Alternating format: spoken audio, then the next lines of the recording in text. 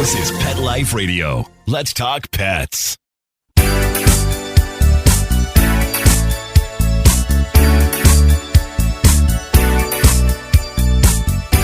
Hello, you're listening to Animal Party on Pet Life Radio with me, Deb Wolfe, and I get to clear my desk today. Yes, I'm going to feel so good, and then I won't feel bad researching all kinds of new topics for you because I will have an almost clear desk by the end of today's show. I have emails to answer questions from listeners and watchers, people who watch my Deb Wolfe Pet Expert YouTube channel where I post the shows and I also post videos. So if you ever hear something on the show, like me talking about how to train a dog or a cat to do something, and you think I'd like her to demonstrate that, ask me and I can just put it on YouTube. It's that easy. Okay, so here's our topics. I got asked, very simple question. What do you feed your own personal pets? That's a very good question to ask someone because a lot of times people like me are paid to promote a certain product, but that might not make us use it on our own pets, right? And so asking, what do you use on your own pets? Sometimes you'll get a qualification. The person will say, well, I would use, and they name the product they're supposed to sponsor, and then they say why their pet can't have that. But my dog's diabetic, so I give him raw food, or whatever they do. But in my case, I could use anything I want, really. Yeah, I have good connections, and people want me to try their products. I recently got dropped a whole bunch of free samples, enough for... If you had one cat, it would probably be 6 months worth of cat food just to try a new product. And the big companies are often giving me product to try and products wanting me to be in their programs. So I could choose the most expensive or the cheapest. I could choose a small bag of $120 kangaroo food or lamb or anything really. And the thing is, and this is a little bit controversial because the brands really want you to be loyal. And I would suggest that most of the time, the vets that they hire to work with them also have brand loyalty and want you to have brand loyalty because there's a little bit of a guarantee there. If you only eat their food that they tested and nothing else, then they can guarantee what kind of nutrition your dog is getting, right? It's a little more scientific. But I don't believe in that. I don't believe people should eat the same thing every day for their entire life. Now, maybe you like to start your day with oatmeal, as David does, a friend of mine, every day. That's okay. But, once in a while, you should put different fruit on there. You should not have the exact same ingredients every single day because you get different nutrients in different ways with different absorptions and different chemical reactions from different foods, right? You don't want to eat. What if you're deficient in something or you can't absorb something properly? Now, the vets and the brands would argue, well, that's why you should stick to our food because it's scientifically formulated to meet all the needs of your pets. But what I say is variety is very good, right? I might eat blueberries when they're in season and then switch over to yams. Now, if I really love blueberries, I can buy them frozen and eat them all year round. But I make sure to make my diet a little bit varied. And I want that for my pets too. So what I do is I get very good quality foods, very good, the best. But I don't stick to one brand and I don't stick to one recipe. In fact, I intentionally mix it up. So if I happen to get a brand that's grain-free, I will always mix it right then and there in the container. I dump the bag in, dump a little of this bag, dump a little of that bag until the container that I use to feed them is full of 2 kinds of food because I won't do grain-free. Not even for a month, I won't. They had too many studies that showed it was a bad idea in dogs, that they were getting heart problems and serious issues. So there's an example of mixing, works great, but I like to change foods. Now, I'm blessed with dogs who have really strong stomachs. They don't react when I change their food. They don't get diarrhea or the runs. Even my elderly dogs at 11 and 12 would be fine when I would switch a food. So, and actually they get really excited to try the new food. So there's something about this, just like you like to try new foods. You like to eat something different. I mean, today I opened up a bag of, what was it? I think it was Akana, but I know it was lamb. and they haven't had lamb in a while. And they were eating the last of the old food, which I think was a chicken-based one. And so I put a little bit of the chicken-based one in each of their dishes, a little bit of kibble, and then a little bit of the lamb one. I mixed and shook it a little bit. And one of my dogs, he's finicky, Fabio. He must not have the gene for food motivation. So I had to add a little bit of wet food to his, like I always do, make a little gravy, mix it up. But all the others just dove on their bowl because it's interesting when it's new. And by sticking to cat foods that are produced with veterinary help, I'm guaranteed that each and every bag, each and every type I try has been tested, is nutritionally sound. And then by mixing it up, I make sure my dogs have variety in their life, that they don't get so used to one food that they can't handle other foods, that if anything's missing or not being processed properly in a certain food, they can get it in another food. Now, I really notice that my dogs love this new thing where they freeze dry the kibble, that process, instead of whatever else they were doing, which I think was probably overcooking them and maybe even depleting the nutrients. But when I get freeze-dried, which I'm kind of preferring now, that's what they go for. They just love it. Any food that is freeze-dried as opposed to processed will get their attention more. So that's what I do for my dogs. And my cats are on this new food that I was trying. I like it. I think it's called Go. I like it quite a lot. But when I use it all up, I'll buy something else for them probably. Or maybe just switch the type of, the recipe, stick with the same company, but switch a little bit. Now, the ideal diet for a cat is between 12 and 18 mice a day, actually. And if they eat that, they don't really need much else. They get their vegetable nutrients from what's left inside the mouse's tummy, and they drink water, and that's enough for them. But that's not I actually did see one food at one of the niche pet stores that is exactly that. It's exactly that. It's rodents. So crazy, hey? Why didn't we think of this earlier? I don't know.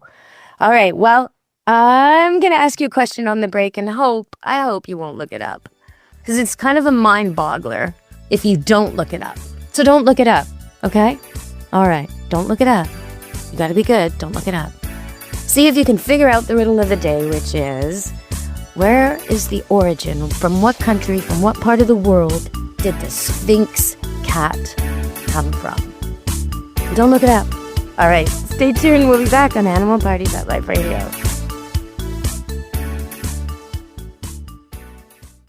Take a bite out of your competition.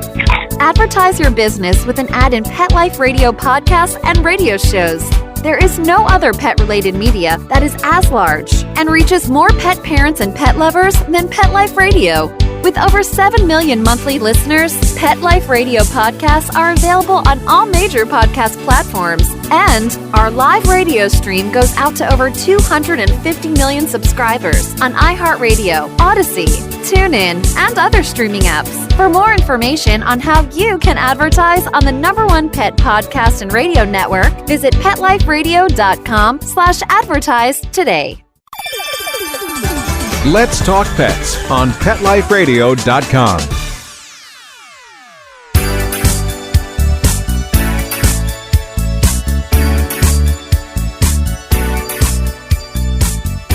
Hello! We're back on Animal Party Pet Life Radio. Don't look it up. Where did the Sphynx cat come from? Was it Egypt? Was it Africa? Was it India? Where? Was it Asia? I don't know. I do know, but you don't know. But I'll tell you later. Think about that. Okay, that's our little riddle of the day.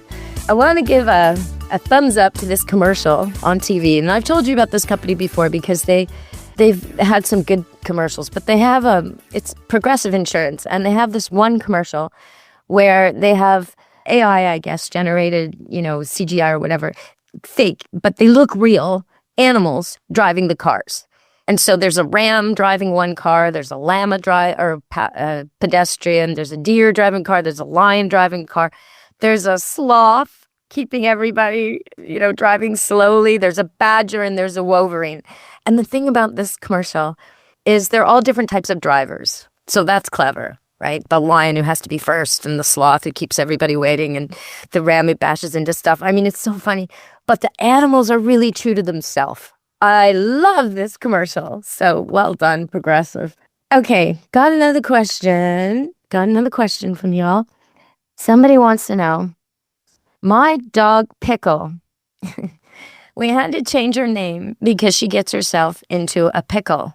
My wife wants me to get health insurance for her. Will she change her personality? Should I get health insurance? Is it worth it? Oh my God. Yes. I gotta say, if your dog has this tendency to get into accidents, there are accident-prone people who are clumsy or perhaps high-risk takers or just bad at estimating their own level of coordination. Whatever the case may be, there are dogs just like this. And if you've already found that Pickle just gets herself into stuff and bing, bing, bing, there goes the vet bell. Oh, you know, we all went to the lake, but Pickle got her foot caught in a rock. Oh, we all went on an outing, but Pickle, you know, got her head caught in the door. Like, whatever it is that's happening with this Pickle, and he doesn't go into it, but he does show a picture of Pickle with what looks like a trash can stuck on Pickle's head.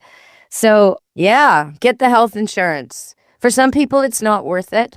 I've found over the years I don't get it. I have a very good relationship with my vet, and because of the volume with the boarding business and the breeding and such, I do get a discounted rate. But even still, my dogs are so healthy, and I'm quite good at teaching them how to deal with our adventure walks and hikes and doing it gradually and slowly and exposing them to risk till they learn and such. So I don't really have a lot of vet bills myself until they're elderly. And then, sadly, it's usually pretty quick, 6 months to a year. It's such a sad time. But right now, my oldest dog is 6. So I have none of that. I got no vet bills except annual vaccines. So for me, the vet insurance has not been something I've wanted. But when people buy a golden doodle from me and they ask me, I really don't know what to tell them because it so much depends on fluke. How can I predict where you're going to go or how it's going to be or what kind of risks you're going to put your dog through? And also, you know, I know genetically these dogs are sound. In fact, recently I got embark tests back telling me they're genetically sound and have no problems. But that doesn't mean their dog might not have a problem someday, somehow, you know. And so it's really a personal decision. But they will not, it's just like human insurance. They won't be covering anything that happened before.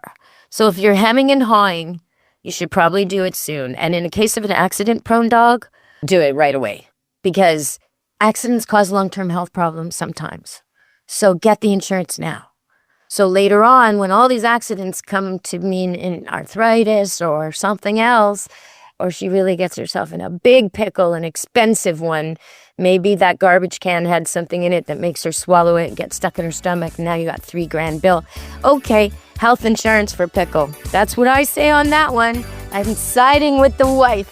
Okay, everybody, we're going to break. Stay tuned on Animal Party, Pet Life Radio. Where is that Sphynx from? All right, the cat I'm talking about. Where's it from? Stay tuned and find out. Real people, real stories. Our little dog developed this lymph problem. The chemotherapy lasted for 6 months, started developing more lymph nodes. So I thought I'd just try carnivore. The lymph nodes started to go down. Then I took him into the vet to have him checked out, and there was no signs at all inside. My cat had issues that developed in his eye, and 3 months later, my veterinarian said, let's go ahead and remove the eye. I heard the carnivore on advertising, so I said, you know what? I'm going to order this product. They did the procedure. They did all the tests, and they said, I don't know what you did. This product saved his eye.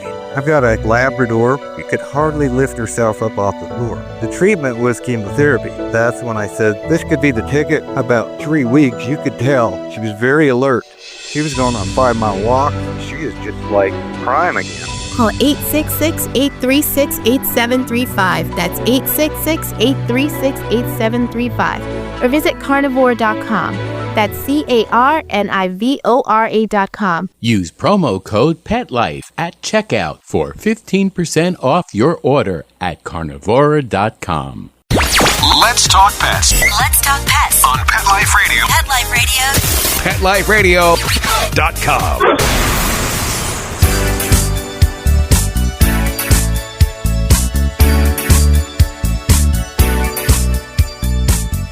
Hello, we're back on Animal Party, Pet Life Radio. Well, the Sphynx cat is not from Egypt, and it's not from Africa, and it's not from India. And I will tell you all about it on our next show. Yes, I will.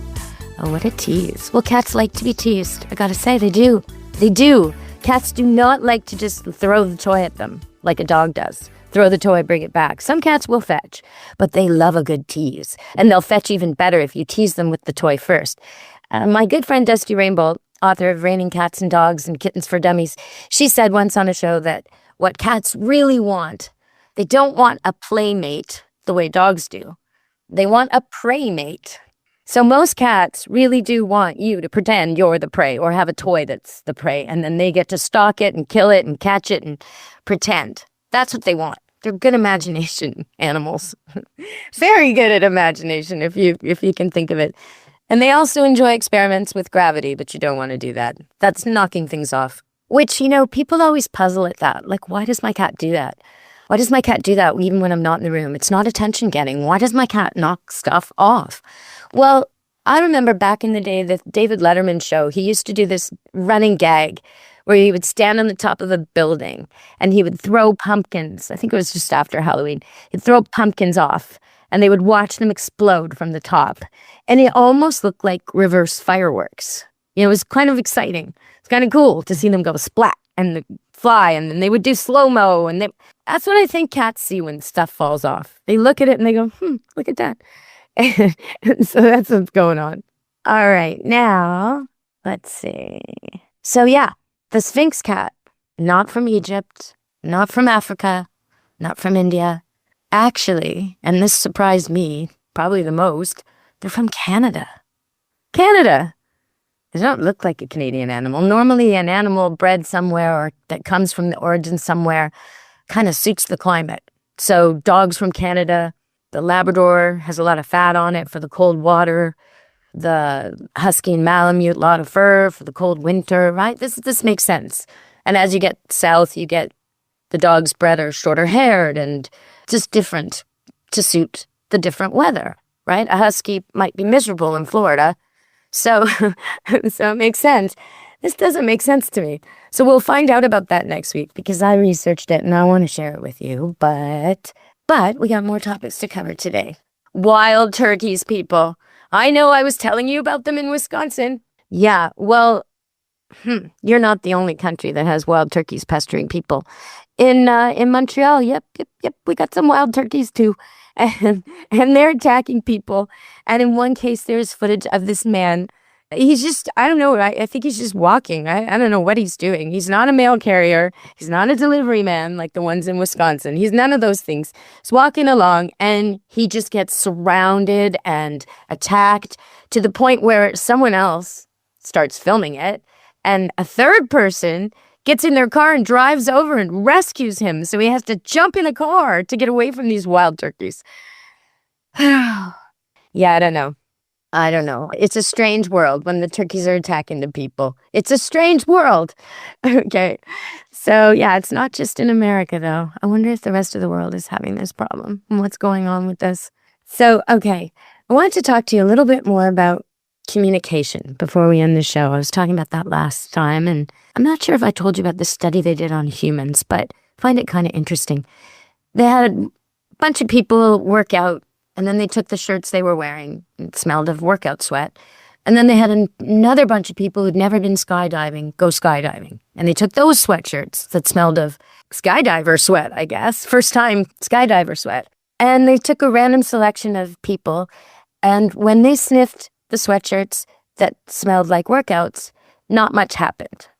But when they sniffed the sweatshirts that smelled like skydiving, the people's pupils dilated, they got anxious, their heartbeats got quicker, all kinds of things happened without them even consciously knowing why or what was going on. Now, why do I find this interesting on Animal Party Pet Life Radio? Because this is what I've been saying the dogs and cats, basically all animals, are able to do, but not just unconsciously. They're conscious of it. We don't know that.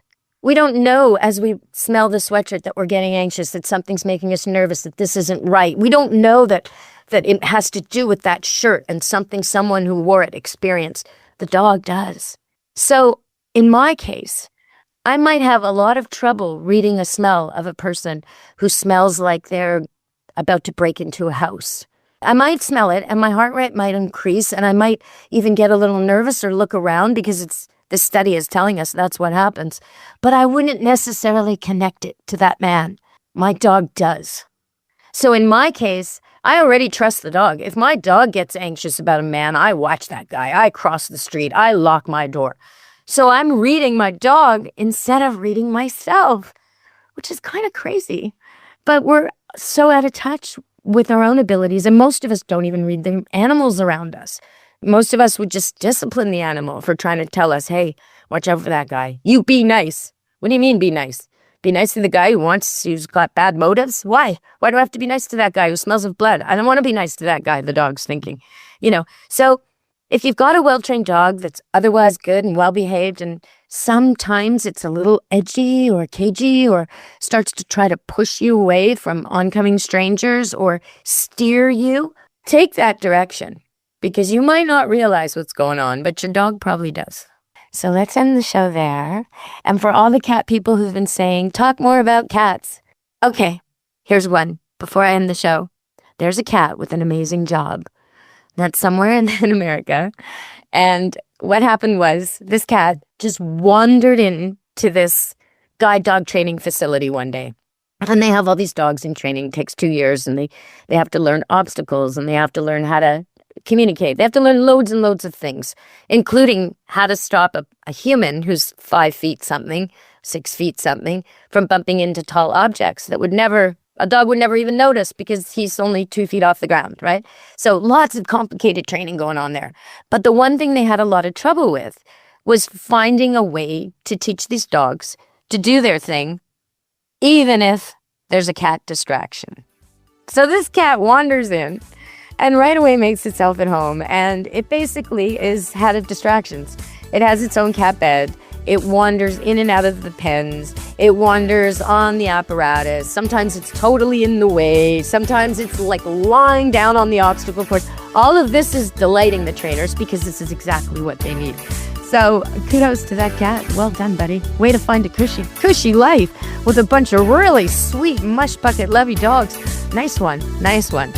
All right, everybody. That's it for Animal Party on Pet Life Radio. Ciao, meow. Be good to your animals. Let's Talk Pets, every week on demand, only on PetLifeRadio.com.